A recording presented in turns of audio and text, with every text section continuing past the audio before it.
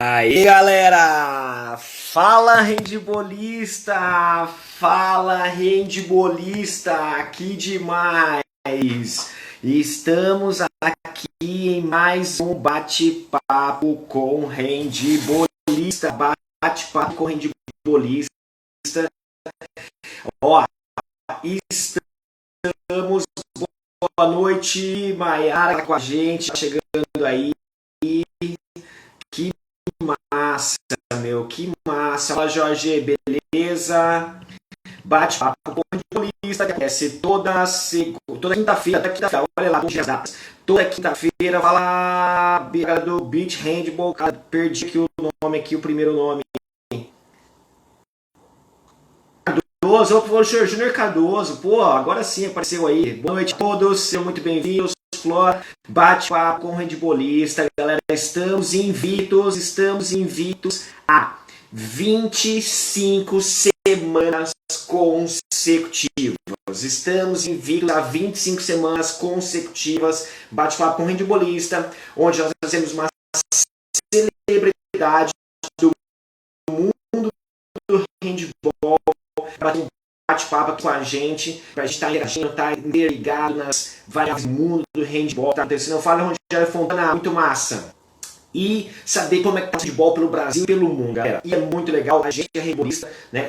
Saber de como que tá o handball nos outros estados, nos outros países, pelo mundo. Né? Se você está acompanhando a gente aqui no bate-papo com handbolista, sabe que a gente já conversou com a galera do mundo inteiro, a gente tem conversado, a galera da Espanha, do Japão, nossa, a galera do mundo inteiro, Uruguai, né? Então, ou seja, a gente tem que sempre conversar com a galera aí do mundo, Brasil e do mundo, certo? É lógico, principalmente aqui no Brasil, a gente entende um pouco mais, né? Esse Brasilzão é enorme, galera, é enorme, né? E hoje a gente vai bater bate-papo com o professor Fabrício, né? Presidente da Federação do Pará de handball, e de bater um bate-papo com ele para entender um pouquinho como que é o handball no Pará, como que é o handball no norte, né? E é muito importante pra gente. A gente vive aqui numa situação hoje do handball do sul, sudeste, né? E é totalmente diferente, né? Do handball do norte, do nordeste, e é muito legal a gente entender esse contexto, né? Pra gente realmente estar inteirado como que é o handball nesses estados, né?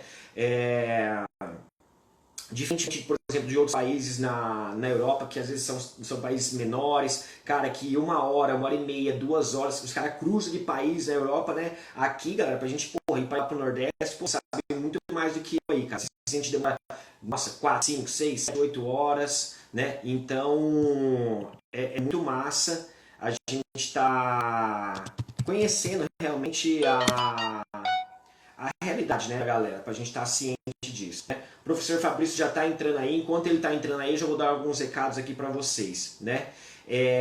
Seguinte, toda segunda-feira, 8h30 da noite, nós temos uma live ao vivo lá no YouTube, beleza? Toda segunda-feira, 8h30 da noite, live ao vivo lá no YouTube, Handball Ação, tá bom? Essa é uma live de dura 30 minutos, galera, 30 minutinhos, é uma live pontual, é uma live cirúrgicas, onde a gente compartilha ali algumas sacadas, estratégias para você implementar na prática aí, alguns conceitos, as regras do jogo, a melhorar a sua performance como um todo, né, como handbolista, beleza? E lembrando, já vou dar aqui um spoiler, que amanhã, né, nós vamos abrir as inscrições para o curso de formação de árbitros online de handball, beleza, galera? Você que quer ser um árbitro de handball aí, nós vamos abrir amanhã as inscrições para o nosso curso de formação de árbitros de handball online, beleza? E é muito massa. Aí, ó, boa. Tamo aqui, ó.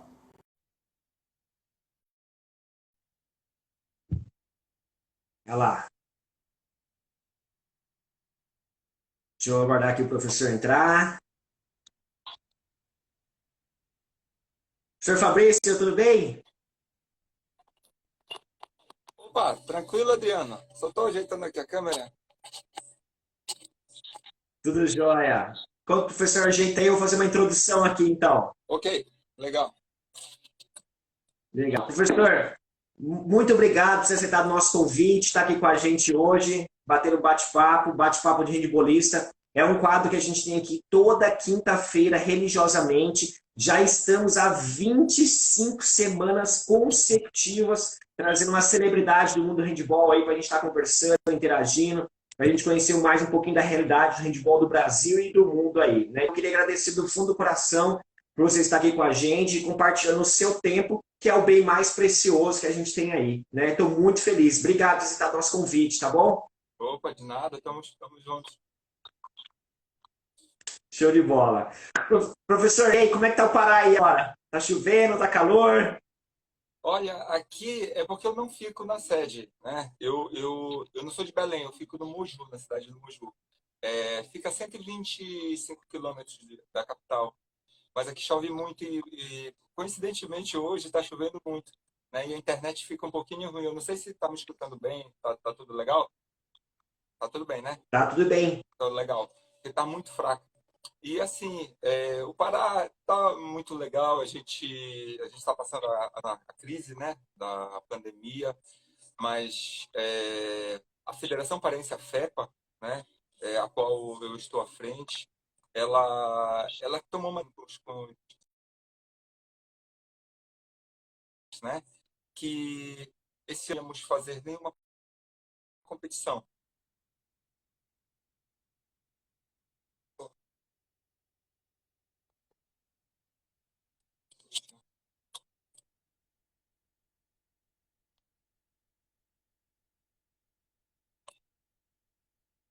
Ô, Adriano, tá escutando? Tá travando muito, né? Deixa eu ter que estar em outra rede aqui.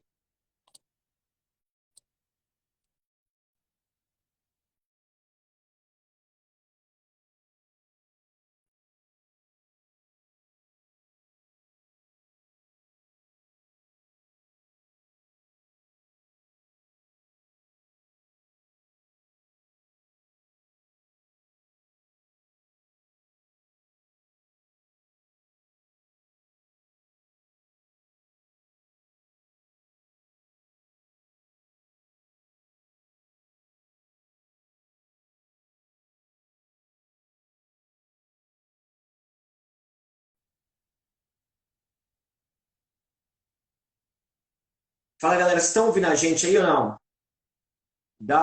Me ajuda aí, dá um help aí. O senhor caiu lá, deve ter problema com a conexão. Nosso bate-papo de hoje, o professor Fabrício, ele é presidente da Federação do Pará de Handball. Ele vai compartilhar com a gente aí como é que está o handball lá no Pará, como é que estão as ações, como é que eles estão trabalhando agora, nesse momento, né? Quais são os planos, as perspectivas para os próximos meses, para o próximo ano, né? Como que é o trabalho que eles desenvolvem lá ao longo do ano, né? As formas do campeonato, as formas de disputa, né? Isso é muito interessante a gente saber como é que está o desenvolvimento lá da modalidade, né?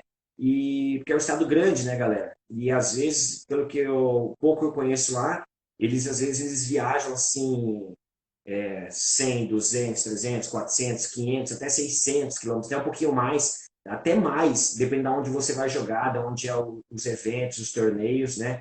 E é muito importante a gente ter essa noção, né, de como que é a vida de um handbolista, né? Às vezes a gente está aqui numa condição no centro-sul aqui, né, no sudeste, no sul, onde a gente está, os jogos estão muito próximos ali, muito centralizados, né?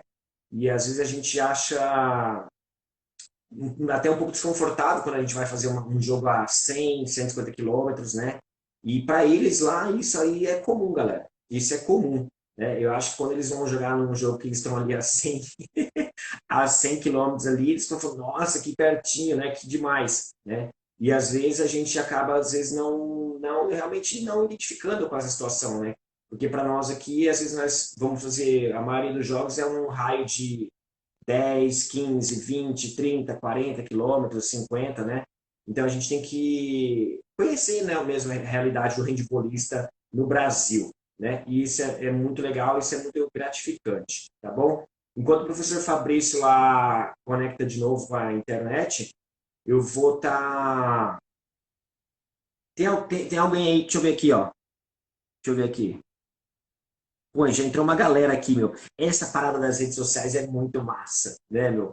Cara, depois você olha lá os números, né? Mano, passa uma galera assim, ó, tipo, pá, né? É muita gente, é muita gente. E às vezes a gente realmente não consegue, né? É tanta atratividade, que às vezes a gente não consegue focar, né, em alguma live ou alguma aula, de tanta opção que a gente tem. Né? A gente tem que ser muito, mas muito assim, seletivo, né? E deixar tudo bem organizado, né? E direcionar realmente os meus estudos, direcionar o meu tempo, né? E assim por diante, né? Então isso é muito importante. Isso é uma dica de estudos aí mesmo para a galera estar realmente aí focada, né? Nas ações que vão estar, você vai estar estudando mesmo, né? Isso é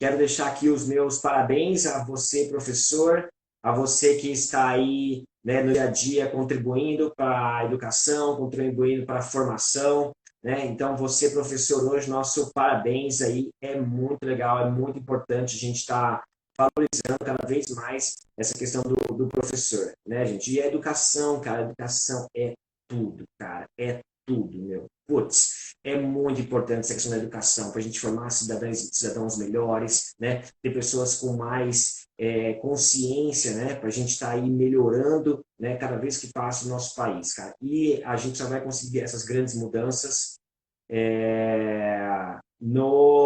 com a educação. Eu tenho uma camiseta dessa também lá. Ah, Kelly, tudo bem? Que demais. Eu achei ela aqui no meu guarda-roupa do Mundial de 2001. Nós somos secretário cronometrista, né? Na época a gente não era nem internacional. Nós trabalhamos no Mundial e foi muito massa, que ali foi nosso primeiro Mundial ali como secretário cronometrista, né? E, meu, a gente trabalhou no Ibirapuera, em São Paulo, cara, e é muito massa, meu. Nossa. É lógico, é muito massa apitando, né? Tipo, mas na mesa também é muito legal, porque você tá ali na mesa e você vê, né, as coisas acontecer de fora da quadra, é um outro espetáculo. Nossa, é muito top. É muito top. E a galera do Fox City tá na área com a gente aí, já voltou os treinos no Fox City ou não? Conta aí pra gente, escreve aí. Fala, Marco, beleza?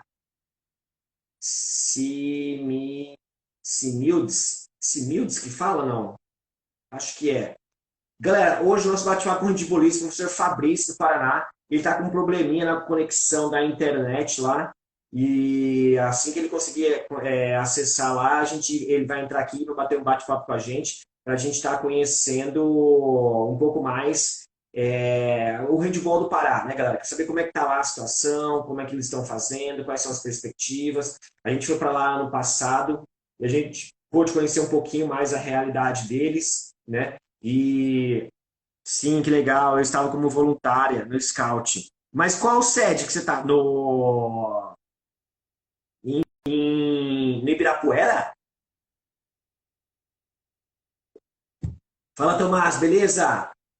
Nossa, olha como que é a vida, meu. Nossa, a gente estava do lado e a gente não conhece as pessoas. Não estava ali, não teve oportunidade de conversar, de tão loucura que é, tão rápido que é. A gente passa lá 20 dias no Mundial e, cara, às vezes a gente não conhece as pessoas que estão trabalhando com a gente dentro do mesmo jogo, assim, de tanta gente que é envolvida, né? Ó, para vocês terem uma noção, dentro do... Nossa, não acredito, meu, não acredito. Nós estávamos lá do lado, olha aí como que é. E depois de anos, depois de 9 anos, que a gente, né, 8 anos, que a gente foi... Olha que coincidência, meu, né? Galera, só para vocês entenderem como que é a grandeza de um evento como esse, né? Olha que loucura, olha que loucura. Nossa, não acredito, meu, que eu perdi. Nossa. É o seguinte, no Mundial, galera, nós temos ali, ó, a equipe de arbitragem, nós temos 5 oficiais, né, que ficam ali na mesa de controle, certo? Nós temos o secretário, o cronometrista, né, local, que são geralmente do país, né? Timekeeper, scorekeeper.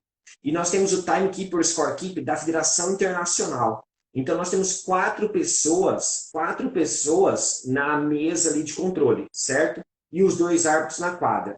Além disso, nós temos o quê? O delegado que fica atrás da gente, na mesa ali em cima. Ele é o cara que fica ali um pouco mais por cima, que ele tem a visão de tudo, e ele é o responsável, assim, geral da partida ali, né?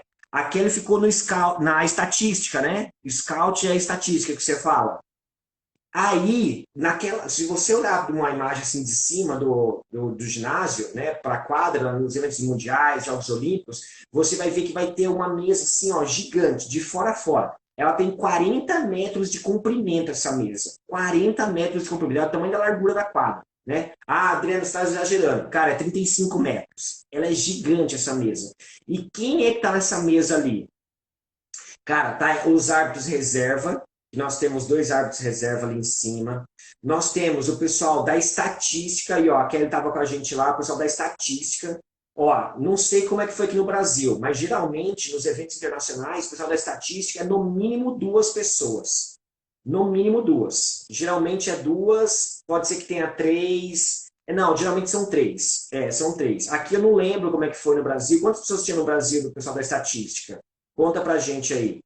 Porque ficam duas pessoas, não, acho que é mais, são quatro. Acho que são quatro por jogo. É, quatro. Se eu não me engano, no Rio de Janeiro foram quatro. No Mundial que eu não lembro. Eu não tinha nem noção da grandeza que era. Eu nem conhecia tantas pessoas assim. Então fica uma pessoa que fica ali narrando o jogo, a outra fica anotando de uma equipe. Da outra equipe também fica a mesma coisa. O pessoal da estatística. Cara, eles marcam tudo, tudo, tudo, tudo, tudo. Passe, assistência, finalização. Cara, e essa informação assim é muito em tempo real. É em muito tempo real. Ele tá aqui, ó, digitando, né? E um tá falando, o outro tá digitando. Cara, e depois, quando acaba o primeiro tempo, eles já têm um relatório ali, cara. E aí, é lógico que hoje a maioria dos clubes, a maioria das seleções, eles têm uma analista de desempenho onde eles mesmos fazem essa função, né? Tipo de coletar algumas informações pontuais. Daqui a pouco a gente fala sobre analista de desempenho. Mas só para completar essa mesa gigante aí que eu falei para vocês. E o pessoal da estatística, cara, no intervalo dos jogos ali, cara, eles já têm um relatório do primeiro tempo. Eles já têm um relatório do primeiro tempo ali, do que aconteceu e do que não aconteceu, das principais informações. E essas informações, e nessa mesma mesa tem o quê? Tem o pessoal da mídia.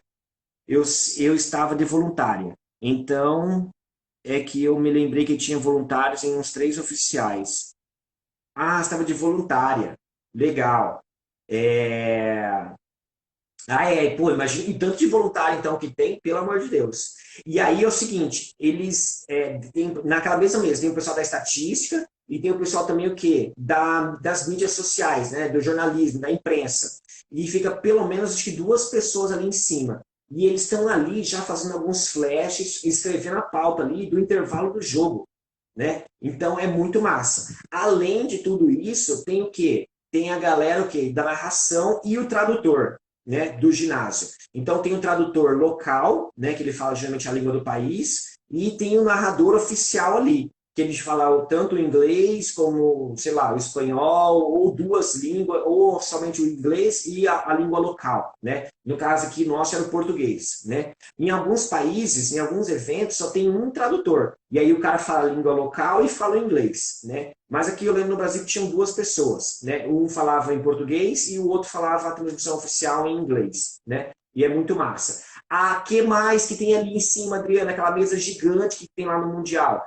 Tem essas pessoas, então tem lá os árbitros reserva, o delegado está bem centralizado, nós temos o pessoal da estatística, nós temos o pessoal das mídias sociais ali, né? Nós temos o pessoal da imprensa. As mídias sociais que eu falo é o Facebook, o Instagram, porque já tem uma galera exclusiva na Federação Internacional que faz esse trabalho, né? É diferente do pessoal lá da imprensa, do jornalismo, que faz as entrevistas, isso aí já é uma outra galera, né? De tão grande que é. Sim, a mídia pega nossas informações também. Lembro que a gente passava na hora do gol.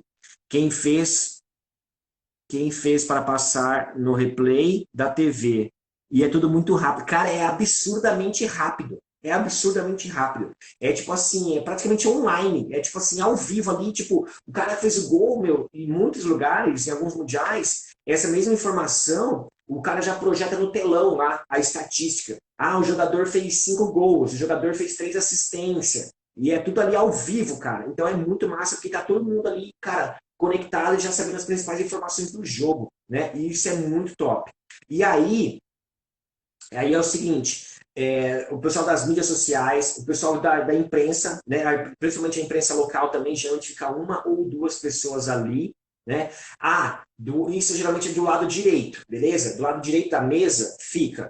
E fica também um representante oficial responsável pela quadra.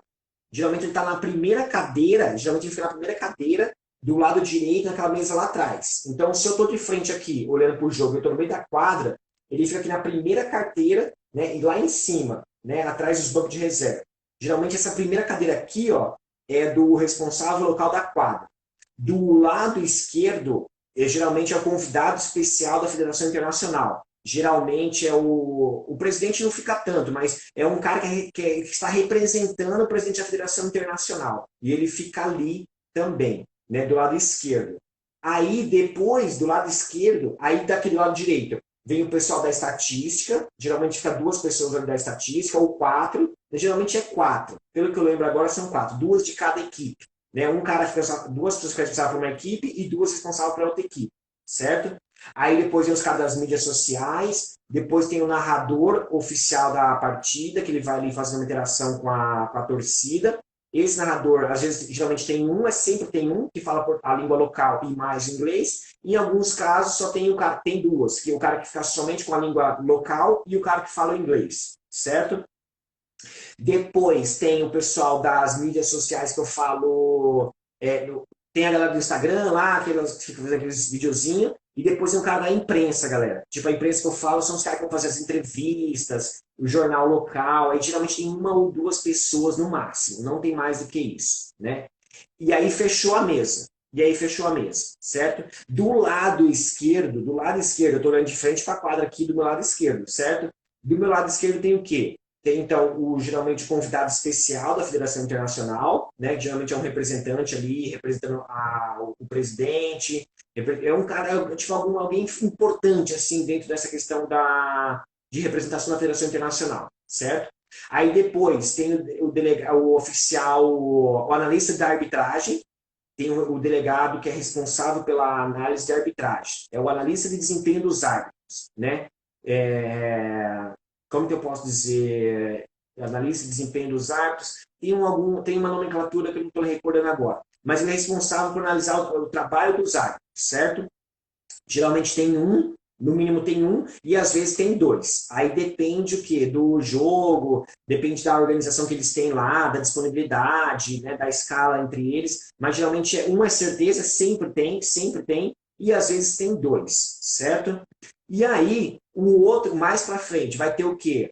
Vai ter o analista de desempenho das equipes. Tem um nome específico dessa galera. É tipo a Federação Internacional, ela tem um coach, tem vários, né? Tem vários que vão nos eventos, 2, 3 ou 4, geralmente, que eles ficam o quê? Analisando as 2 equipes, taticamente. Então, ele analisa o modelo de jogo da equipe, ele analisa sistemas defensivos, sistemas ofensivos, ele fica mapeando essas jogadas que as equipes fazem, né, para identificar as possíveis tendências, né, do que está acontecendo na competição.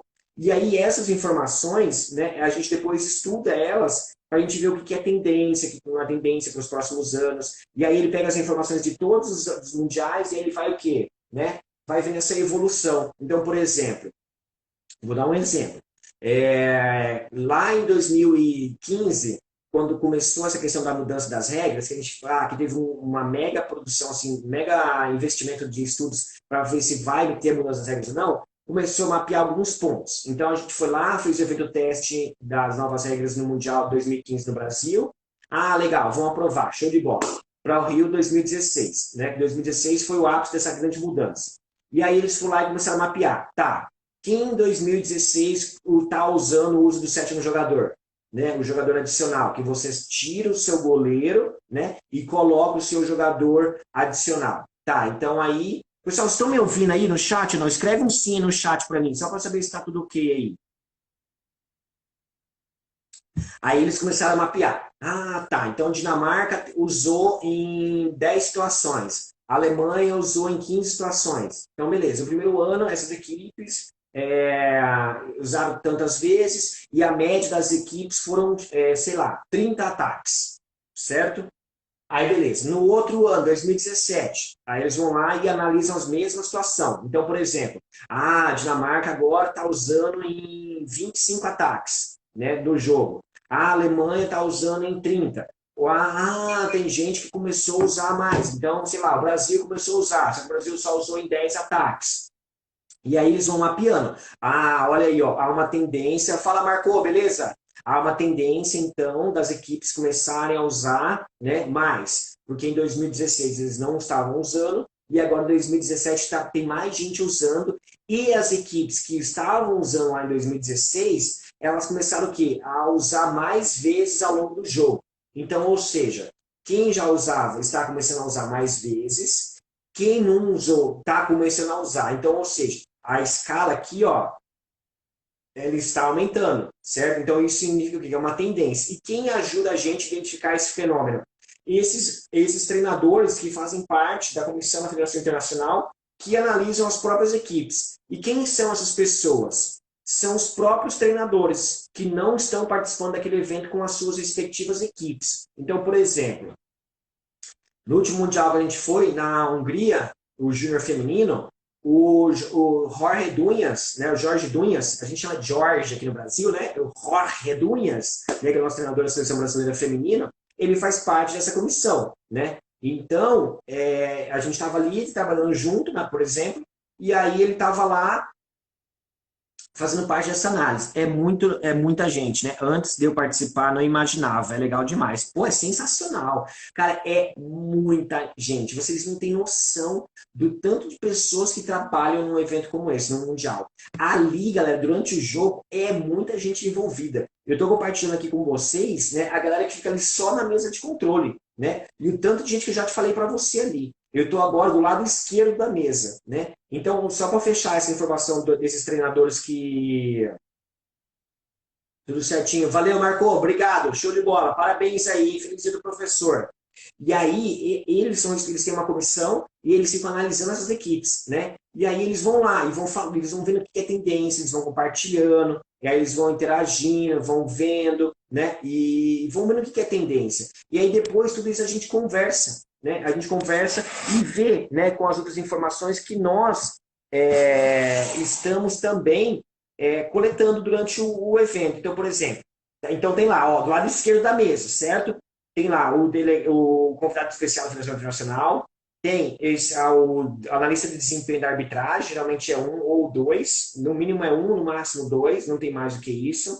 Nós temos esse head coach também, que geralmente é um ou dois, depende do torneio. Geralmente, quanto o mundial mais velho, por exemplo, assim, os mundiais que são júnior ou adulto, geralmente são duas pessoas. Né? No juvenil, geralmente é uma pessoa, tá bom? Mas sempre tem uma pessoa ali responsável por isso. Sempre, sempre, sempre, sempre. Né? E aí ele vai coletando essas informações. Ele vai editando os vídeos ali, vai fazendo as marcações, fazendo as anotações, e aí depois ele pega a edição, a filmagem do jogo, e ele corta os vídeos ali, e vai explicando pra gente, né, a gente vai trocando, vai ideia, vai interagindo, e assim por diante. Então isso é muito massa. Dando sequência aí nessa mesa também, nós temos a dupla reserva de arbitragem, beleza? Dentro do Mundial, galera, eu estou compartilhando com vocês aqui essa organização que tem dentro de um evento, tá bom? Aquela mesa redonda, aquela mesa comprida, redonda não, aquela mesa comprida que a gente tem na lateral da quadra, né? Quem faz parte do espetáculo ali? Quem que colabora com o desenvolvimento da modalidade? Né? O que eles fazem ali em cima? Então eu estou compartilhando com vocês essas pessoas, tá bom? E aí nós temos também a dupla de arbitragem, a dupla reserva, né? A dupla reserva sempre tem, galera, sempre tem uma dupla reserva nos mundiais. Sempre, sempre, sempre, sempre, sempre, sempre. Por quê? Se um árbitro, a dupla está na quadra, machuca, né? Ou um machuca, ou acontece alguma coisa, nós temos o quê? Os árbitros reservas, certo? Os árbitros reservas são o quê? Responsáveis ali por uma eventualidade, é uma prevenção, galera, e é muito importante isso. Eu já atuei como árbitro reserva, né, em eventos internacionais, e a dupla da quadra se machucou. E a gente teve o quê? Que substituir eles, né? Então é muito massa, não é massa substituir, porque, pô, é um amigo nosso, tá ali da quadra, né? Ele se machucou, foi uma lesão na panturrilha, e infelizmente a gente teve que substituir ele, né? E isso é uma situação assim, é chato e tal, mas, cara, o espetáculo tem que continuar, gente, não tem jeito, né? A gente tem que dar sequência no jogo, né? Então, ou seja, aí, como que é o procedimento para os árbitros de reserva ali? Que ficou ali naquela mesa, na lateral da quadra, né, aquela mesa comprida lá. Tem os árbitros de reserva, eles ficam ali. Então, eles estão vestidos, né, igual os árbitros que estão na quadra, mas geralmente eles ficam de agasalho, né? Fica de agasalho para não ter. Não, a gente fica de agasalho, é padrão. Né? Não sei o porquê, às vezes também na quadra geralmente tem ar-condicionado, né? Exceto alguns locais, mas a gente fica de agasalho ali, né? Para não ter problema ali, sei lá. A gente fica de agasalho, é padrão. Eu não sei, a gente fica de agasalho, é muito massa. A gente fica de agasalho, que a gente ganha e a gente tem que usar também. É muito top. E a gente fica de agasalho ali, e a dupla reserva, eles ficam o quê? Eles ficam analisando, né, as equipes, jogando ali, fazendo as principais anotações em relação à punição, né, e vendo ali quem são os jogadores, mapeando, os jogadores que são assim mais faltosos, os jogadores que são mais indisciplinados, né, eles ficam vendo os critérios da dupla, né, para a gente não ter discrepância se precisar entrar, né, e a dupla reserva também, olha que massa, galera, olha que massa, a dupla reserva também, ela analisa alguns pontos muito importante que contribuem para o desenvolvimento da modalidade em relação às novas tendências. Se lembra que eu falei para você que tem um responsável dos treinadores ali, né, de uma comissão de desenvolvimento, que ele fica analisando as equipes? A dupla reserva também sempre analisa alguma variável dentro do jogo, né? Então, por exemplo, nos últimos mundiais, pessoal, dá um oi aí no chat para mim ver se está tudo certo. Nos últimos mundiais, a gente tem analisado muito essa questão do jogo passivo, beleza? A quantidade de passes, né? A duração desse ataque a partir do momento que o árbitro dá o sinal de defesa de jogo passivo, o uso do sétimo jogador, né? Quantas vezes foi usado o uso do sétimo jogador, como que foi o aproveitamento, se teve gol, se não teve gol, né? Então, ou seja, a dupla reserva no Mundial, a gente também analisa outras variáveis, né? Para contribuir com o desenvolvimento da modalidade. Porque essa informação que os árbitros reservas coletam, a gente faz o quê? Um entrelaçamento com as informações que o coach lá dos treinadores, o head coach que está analisando as equipes, né, com o que eles falam. Então, por exemplo, olha essa sacada, olha essa sacada. Ó, a gente descobriu que é uma tendência agora nos próximos anos, né? Você ter lá, quando você está jogando no 6 contra 6 ou no 7 contra 6, o posicionamento do pivô, ó, de novo que eu vou falar, uma tendência para os próximos anos, né? Que vem crescendo cada vez mais. Se você olhar hoje o jogo da Champions League, ou qualquer outro jogo de Mundial, e até mesmo aqui no Brasil, possivelmente você vai identificar esse fenômeno em algumas equipes. Né? Então, por exemplo, quando as equipes estão jogando no 7 contra 6, ok? O 7 contra 6, sem goleiro e colocou o jogador adicional. Ou o 6 contra 6 sem goleiro, certo? Porque tem um jogador excluído lá por 2 minutos, aí ele tira o goleiro dele e coloca um jogador de linha, né? Para atacar em igualdade numérica. 6 contra 6 sem goleiro. E 7 contra 6, há uma tendência o quê? Dos pivôs agora, né, atuarem bastante entre o número 1 e o número 2 defensor, né? Por que isso? Por que isso? Porque como que é a característica dos pivôs? Os pivôs são o quê? Extremamente altos, fortes, né? Eles são ali, né? As meninas também são mais altas, são mais fortes, elas têm uma mudança de direção ali, né? Uma capacidade dessa mudança de direção assim bem desenvolvida, bem trabalhada, né? E eles estão atuando com esses pivôs aonde? Entre o 1 e o 2. Por que entre o 1 e o 2, Adriano? Como que é os nossos pontas? Hoje em dia ainda. Eles são o quê? São mais baixos, eles são mais franzinos, né? Não são tão fortes igual os nossos marcadores de 2 e 3, a base, né? E aí eu faço um jogo muito interessante, o quê? De um pivô extremamente grande, alto, forte, com um ponta ali baixinho, né? Baixinho, mais magrinho, né? Forte também, forte, super forte também. Mas o que? Essa diferença entre os pivôs grandes, né? E eu estou jogando com um defensor ali me marcando pequeno, né? Então, ou seja, se você reparar agora nos jogos, então os pivôs estão jogando muito mais o que? Nas extremidades, né? Principalmente quando eu estou no 7 contra 6 e no 6 contra 6. Né? Pode reparar isso nos jogos, você vai ver, né? E qual que é a ideia dessa situação? De dificultar a defesa, né, quando o pivô, por exemplo, pega essa bola, né? Que eu tenho um pivô lá de, sei lá, 2 metros no masculino, 2,10 m, e eu tenho um ponta ali de 1,80 m. Né? Então, ou seja, dá uma diferença assim absurda, até na envergadura, galera. Até na envergadura, né? Então, ou seja, para ele realmente levar uma vantagem sobre a equipe defensora. Né? Isso aí é normal, né? É uma tendência isso aí. E como que a gente chegou nessa questão de ser uma tendência, de chegar aqui para vocês falar uma tendência? Porque a gente coletou essas variáveis, a gente coleta, né, durante os jogos, né? Tanto os árbitros reserva, quanto que esse coach que é responsável pela análise de desempenho ali das equipes, né? E isso é muito massa. Porque depois, lá nos bastidores, né, antes de começar os jogos, nos dias seguintes, nas reuniões, a gente sempre tem o quê? Esse bate-papo, né? E aí a gente tem as nossas reuniões e a gente acaba o quê? Compartilhando. Ó, a gente identificou, a gente analisou essas variáveis. Ah, o uso do sétimo jogador. Eu falei do uso do sétimo jogador aqui, mas eu vou falar também do jogo passivo que vai ter mudança para o ano que vem já de novo, né? Então, ou seja, aí a gente se reúne e a gente compartilha assim, então beleza, a gente identificou esse fenômeno aqui, que acontece isso e isso. Ah, mas e para a arbitragem? O que isso muda, por exemplo? Porque, cara, vai ter mais contato físico ali. Não é que vai ter mais contato físico,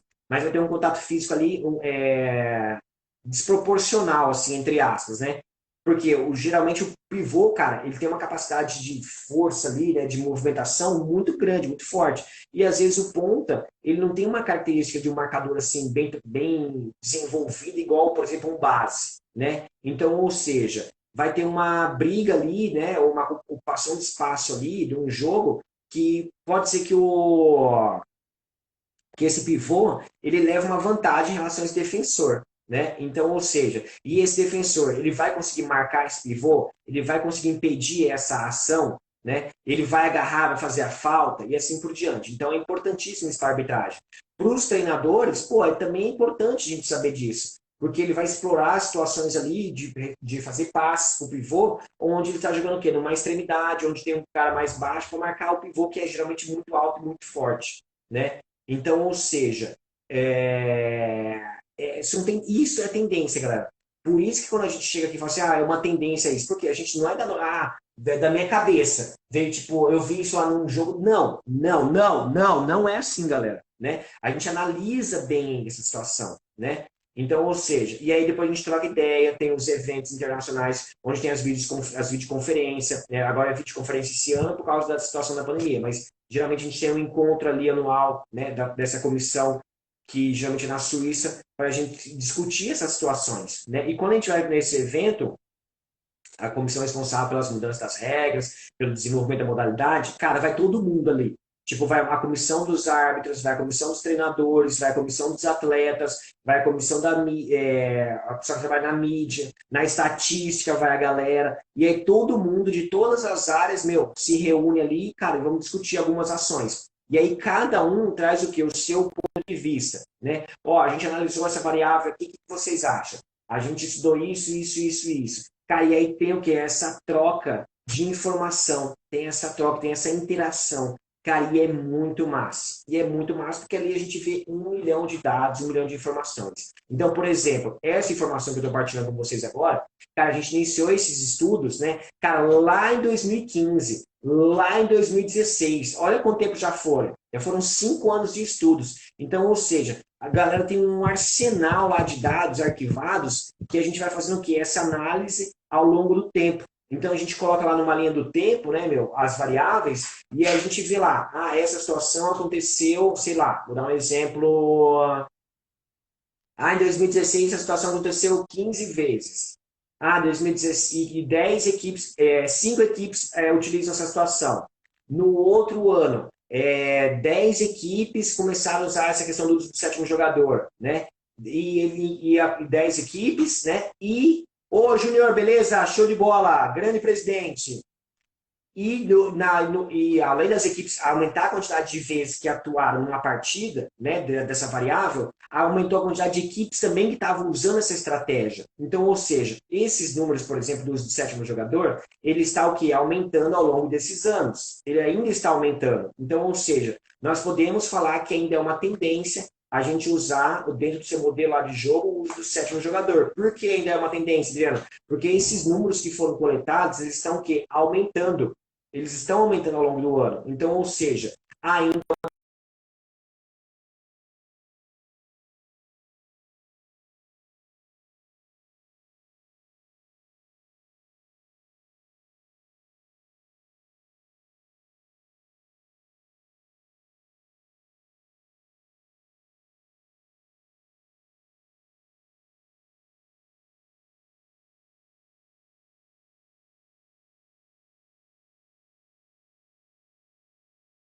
dos estudos, dos jogos, né, para ver realmente o que é tendência ou não. Então, ou seja,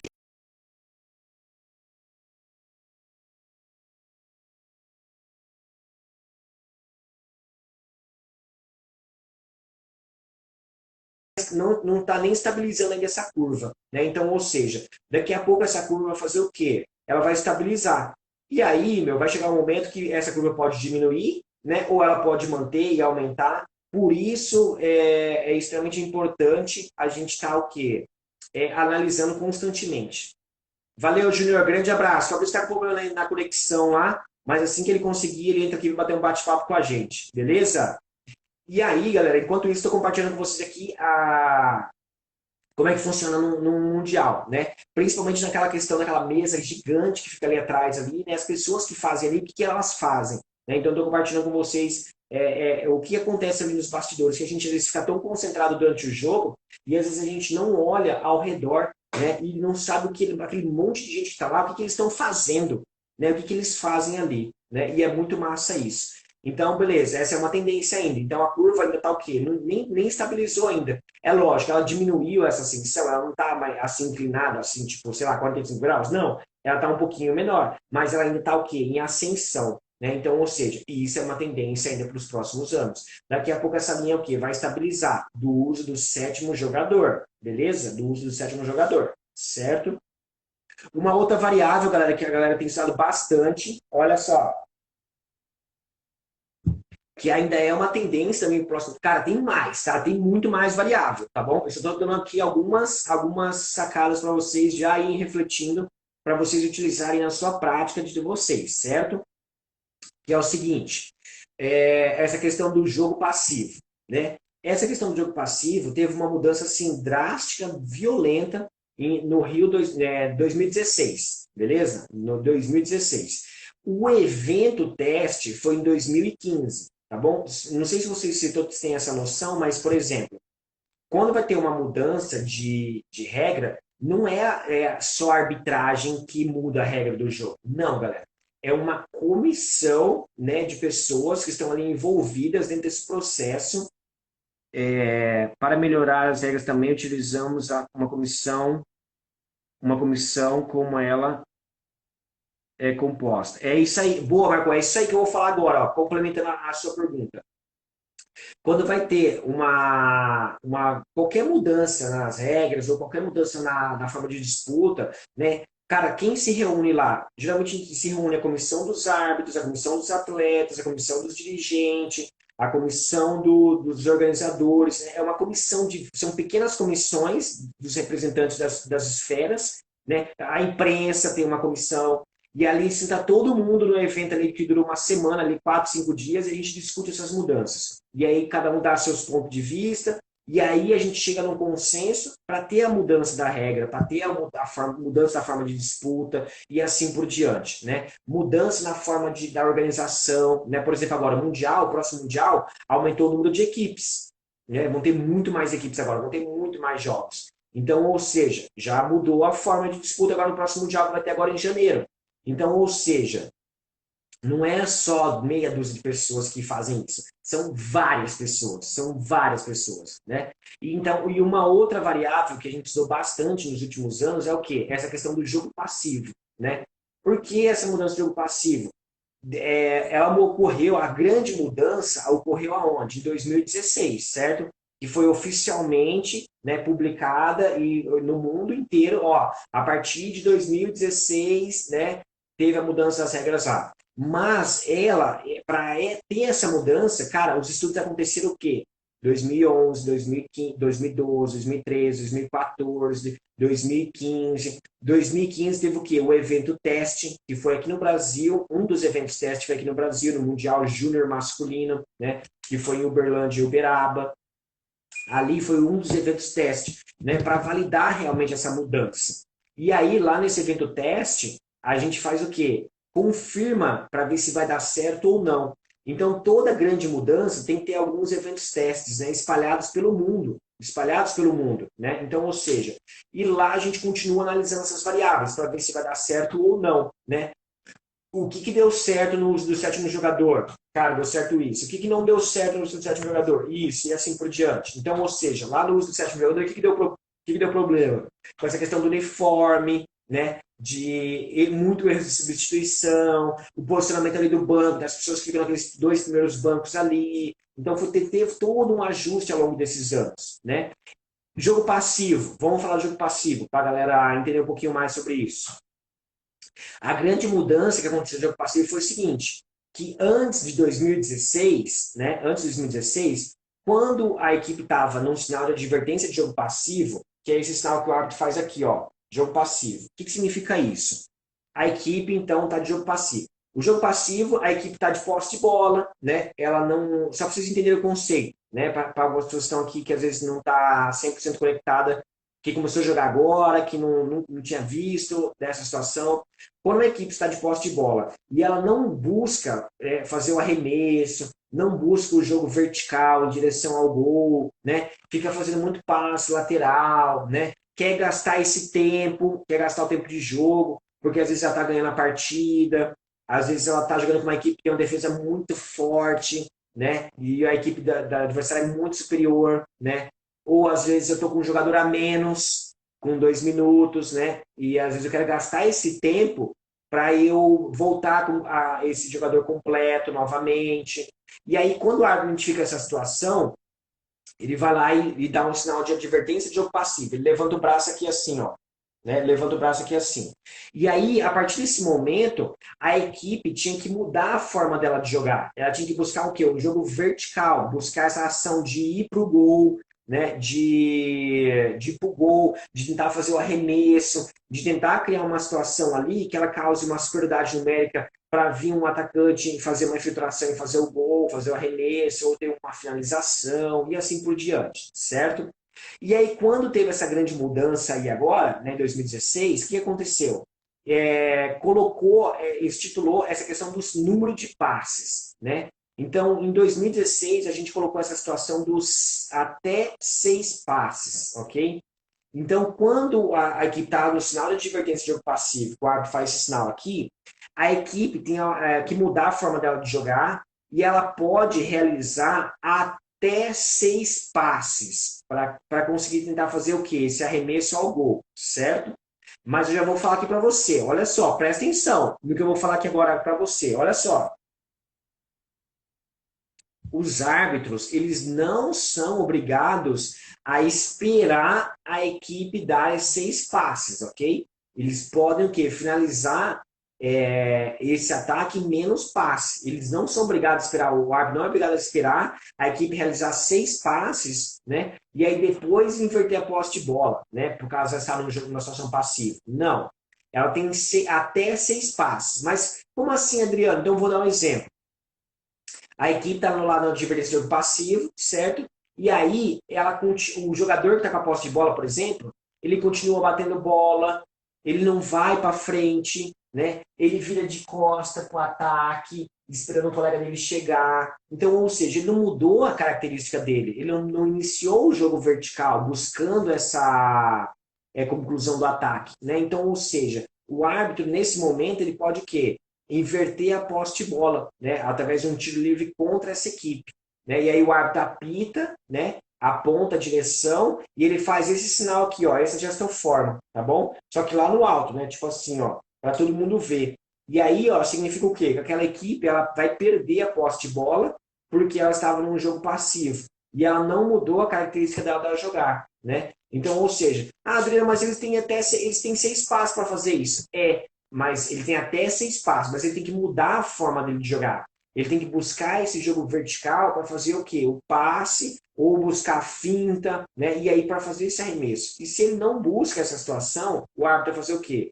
Vai dar o tiro livre contra, tá bom? E aí, a gente tem estado muito isso nos últimos anos, por quê? Por que eu estou falando isso, galera? Por que eu estou falando isso? Porque é o seguinte, que pode ser que 6 passes seja muito tempo ainda, seja muito passe, né, para estar realizando. E a gente estudou isso aí, essa questão da quantidade desses passes, e a gente viu que as equipes elas davam ali em torno de 2, 3, 4 passes e concluía esse ataque, né? 4, 2, 3, 2, 3 e 4, assim, eram suficientes para eles criarem uma situação para fazer essa conclusão em gol. Então, pode ser que agora, no ano que vem, tenha uma mudança de novo em relação a isso, a esse número de passes, né? Mas olha o que eu estou falando aqui, galera. Pode ser que tenha uma mudança, né? A gente já está estudando isso aí, e isso está bem adiantado, né? Mas a gente ainda não mudou nada, galera, tá bom? É simplesmente o quê? Uma tendência muito grande, muito forte de que isso mude essa quantidade. Porque realmente 6 passes eram muito. E a média geral ali das equipes que caíram numa situação como essa, nos eventos internacionais, eram menos, eram 2, 3 e 4. Né? Então, ou seja, pode ser que tenha uma mudança agora nos próximos anos em relação a isso, tá bom? De ter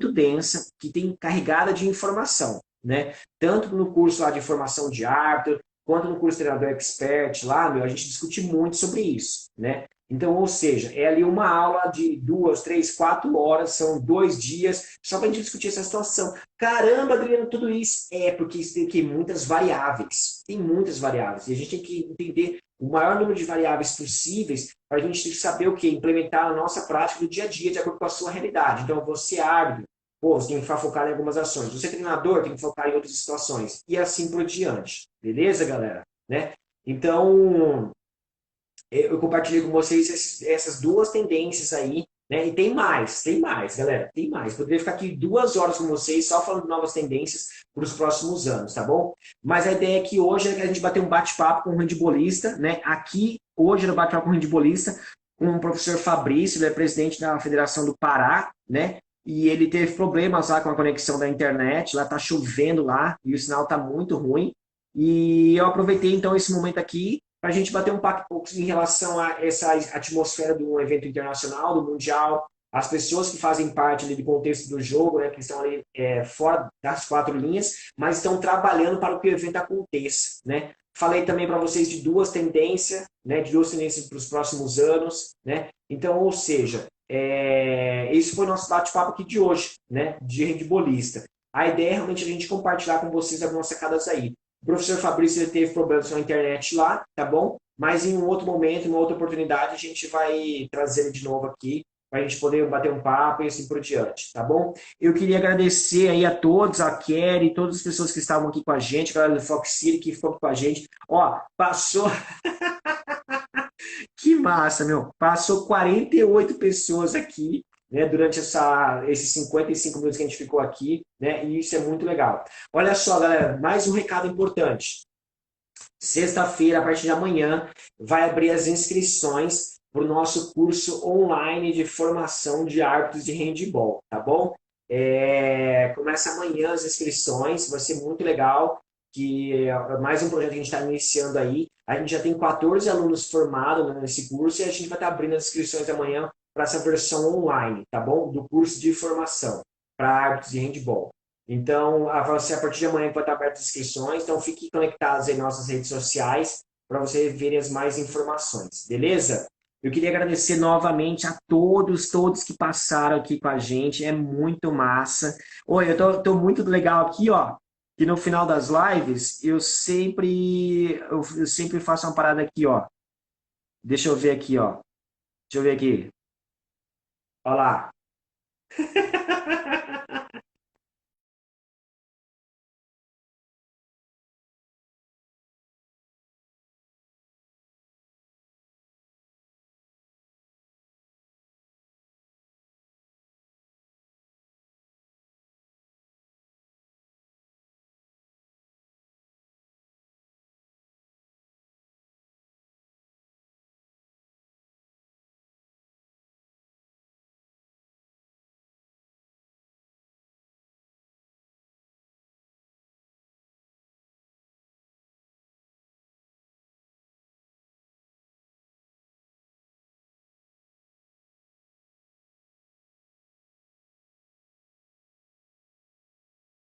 E aí a gente fica fazendo essa interação aqui, ó, com a galera, né? Olha lá, ó. Que da hora, meu. Muito legal. Pô, deixa eu ver aí quem tá com a gente aí. Muito top. A galera do Fox City, o professor Amadeu, show de bola. Valeu, então, galera. Obrigado a todos que. Deixa eu trocar aqui, pegar outra agora. Obrigado a todos que estiveram com a gente aí hoje, nosso bate-papo com o handbolista. O professor Fabrício teve um problema com a conexão na internet, está chovendo lá no Pará, o sinal está muito ruim e ele não pôde estar com a gente, tá bom? Mas em uma outra oportunidade ele vai estar com a gente e a gente vai estar aqui compartilhando, né, um pouquinho mais de como que é o handball lá no estado do Pará. Beleza, galera? Grande abraço a todos, foi muito massa compartilhar com vocês, né? E dizer que para vocês, qualquer dúvida, qualquer pergunta, cara, manda um inbox lá para a gente estar interagindo, para a gente estar trocando ideia. Beleza, galera? Valeu, grande abraço a todos e se cuidem, galera. Se cuidem que o jogo não acabou ainda, beleza? Se protejam, né? Cara, toma cuidado lá, vai sair uso de máscara, álcool gel. Ó, tem um aqui na nossa mesa aqui, ó, sempre.